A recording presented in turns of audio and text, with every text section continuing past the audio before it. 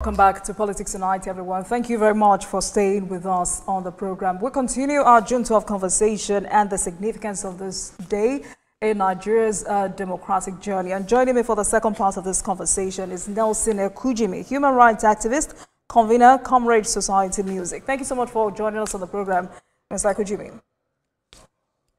Thank you for having me. Good evening. Good evening to you. Congratulations to Nigerians in advance of 26 years of unbroken. Absolutely. Yeah. So a very popular question, what is the significance of the June 12 struggle? Okay, the significance of June 12 is that the day signified that destiny day where Nigerians spoke with one voice across ethnic and religious divide. And it also signifies the resistance of Nigerians against the military despotism and their insistence on democratic rule. So it's a unique day in the life of Nigerians because it was a day that God had ordained. Because if you look at the history of June 12 in the history of the political and economic life of Nigerians, it was one special day that, unlike other previous June 12 and after, it never rained in any part of Nigeria on that day when we went to the polls. It was an election that Nigerians made up their minds across, all divides, all the primordial sentiments, to speak with one voice that they wanted to entrust their destiny in the hands of one man to lead them because of his program of farewell to poverty. So it's a day of celebration for Nigerians that on that day, Nigerians spoke with one voice to say no to military despotism, yes to democratic rule. And since June 12, 1993, if you look at the return of civilian rule in 1999, it has been 26 unbroken years, which cannot be taken away from the effort, from the insistence of Nigerians in standing by that mandate that bet civilian rule in 1999. And that message is not lost on us. And that is why we are here in 26 years of unbroken rule and democratic rule. Right. So do you think MKO's sacrifices and ideals still resonate in Nigeria's political landscape? So Chief MK Abiola not only sacrificed his life, we must not also forget that his wife, his beloved wife, late Alhaja Kudirat Abiola, was murdered while pursuing the actualization of this people's mandate.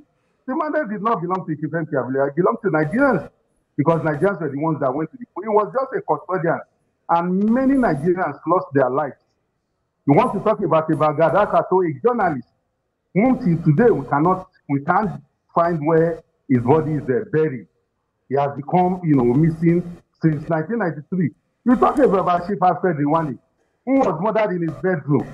You talk about Alex Ibu, assassination attempt on Alex Ibu. You talk about assassination attempt on Chief Ibrahim Adesanya. You also know of persons like the President of the Federal Republic of Nigeria, President Bola Ahmed Tinubu, who was among those who were wounded into exile. So we lost men and materials. It is unquantifiable. So the contribution of Chief MK Abiola is firmly edged in history. And that is why, even with the annulment and the repeated moves by the succeeding government after the annulment, that's the Junta, the Shonekon interim national government, which was declared illegal, null, and of no effect by late Justice Dolapo Akinsoye of the Lagos High Court on November 10, 1993. That was the window under which former military dictator Sani Abacha, toppled that interim illegal contraption. And after the death of late Sani Abacha, General Abdul Salam Abubakar came into the saddle in 1998. He handed over in 1999, 29th of May. And if you look at the role played by Chief MK Abiola, if Chief MK Abiola had not insisted, even at great cost to his life, people around him, and the sacrifices made by Nigerians, I don't know whether we will be talking about democratic rule today. I don't know. Because I'm not, but I know that sacrifice by him was, was monumental. But looking back now, Mr. Ekujimi, what part of MKO's personality or leadership style do you think Nigeria still needs today? Oh, the leadership style that late Chief Abiola embodied. He was a sportsman. He was a sports lover. He was a humanist. He was a philanthropist. He was a businessman. He was a musician. So Chief Abiola was a unifier.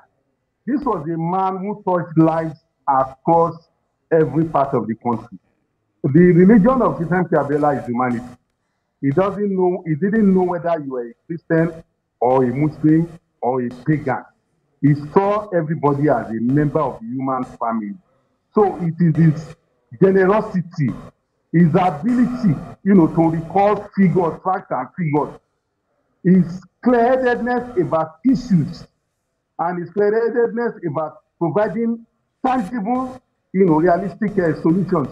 Those are the things that endeared him to Nigerians. Don't forget, I should also remind us that a lot of persons who were on the sidelines because of the Maradonic moves of former military dictator Ibrahim Badamasi Babangida, who didn't want to come out on June 12, 1993 to vote, were only convinced by the debate on NTA between Chief Abiola of the SDP, late Chief Abiola of the SDP, and later Alhaji Bashir Tofa of the NLC, where they were asked the cost of fuel. And Chief Abiola said, I cannot give a figure until I have the facts. When I get into office, I will interrogate the issues. But this is the cost that they are selling it now. But his opponent on the other side, when he was asked the cost of fuel, he didn't even know how much fuel was sold at the pumps. So people said this is a man that has mixed with the people, that knows where the two pinches. And that was why a lot of Nigerians who didn't want to come to the poll on that, took that to the polls. And that was why we had about 14 million, people casting their votes across both divides. So Chief Abiola was a man who intermingled with the high, the low, and the mighty. He was a people's man. All right. Another very concerning issue is that, young people today did not experience June 12 firsthand. Do you think younger generations truly understand the importance of June 12 and what it cost the country to get here? What message or legacy do you believe Chief Abiola would want young Nigerians to carry forward? The message we want young Nigerians to, because this question you have asked is a very, very critical question to the Nigerians. I've seen a lot of youth speaking out of ignorance. Some have even saying, oh, things were better of doing it. And I tell them, I wish you were here. One told me that he was still a baby, he was still, sucking the mother's breast. I said, I was a living witness. I was a practitioner. I was on the field. Under military rule, people would disappear without trace. Under military rule, media houses were closed down, and journalists wounded. You were arrested for even making your opinion. Under military rule, you had no voice. But today, under a democratic system, you can decide at every periodic election time where to cast your vote. So our destiny politically is entrusted in our palms every 4 years. So the young ones need to go and read history, to go and read that there was a time in our life whereby even I cannot come to TV for you to speak to me immediately. I finish this interview. I don't know what will happen next. But today you come on here, you say whatever you like. You go to the social media. You run people down, you run down institutions because you don't know our history. You don't know the sacrifices millions of Nigerians have made.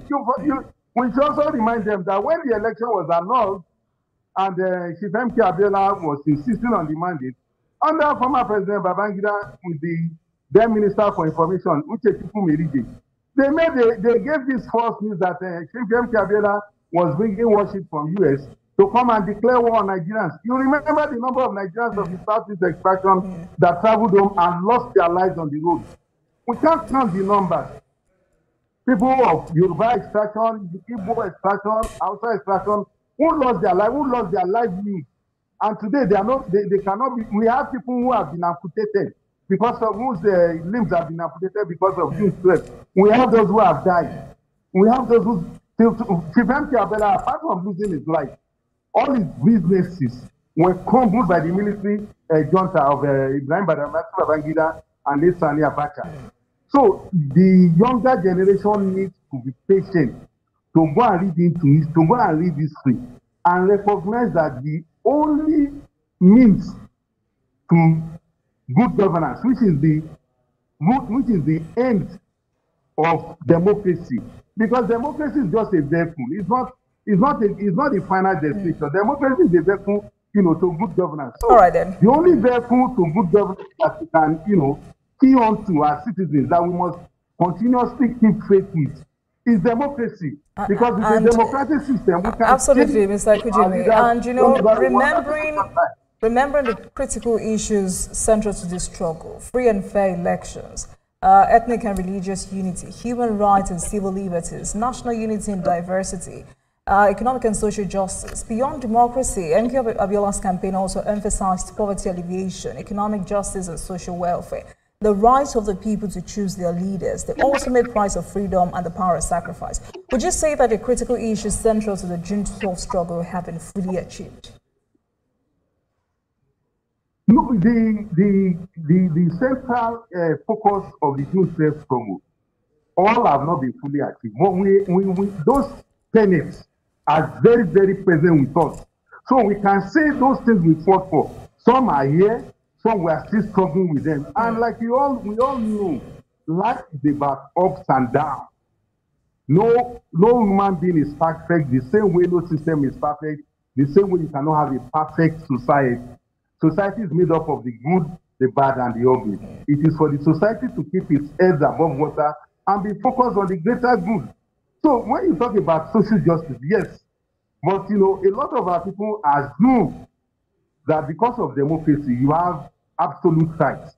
I think it is important for us to educate our people that, look, nowhere in the world do you have absolute rights. Your right is limited by the right of others. Because where my right ends is where yours begins. So the tenets or the focus of the struggle for June 12, they are still here with us. And we have not in any way lost track of them. It's only for us to enhance, and continue to sustain those legacies such that they will not be lost with us, in years to come. But we are with those focus or those tenets are still here with us. You talk about social justice. All right, Mr. Nelson Ekujimi, thank you very much. Right, thank you so much for sharing your profound insights and memories with us. Thank you so much. Nelson Ekujimi is a human rights activist, convener, Comrade Society Music. Thank you so much for your time. Thanks for having me. It's a pleasure. Thank you very much for watching, everyone. That marks the end of today's episode of Politics Tonight. But before we go, let's tell you that the views and reactions of our resource persons are theirs and have no connection with TVC News. Meanwhile, you can watch the repeat broadcast of this episode at 12:30 a.m. Get in touch with us on our social media handles, Facebook, Instagram, and X at TVC News NG and at Olajumoke using the hashtag Politics Tonight. We're also on YouTube at youtube.com/TVC News NG. I am Olajumoke Olatunji. I'll see you again tomorrow. Good night.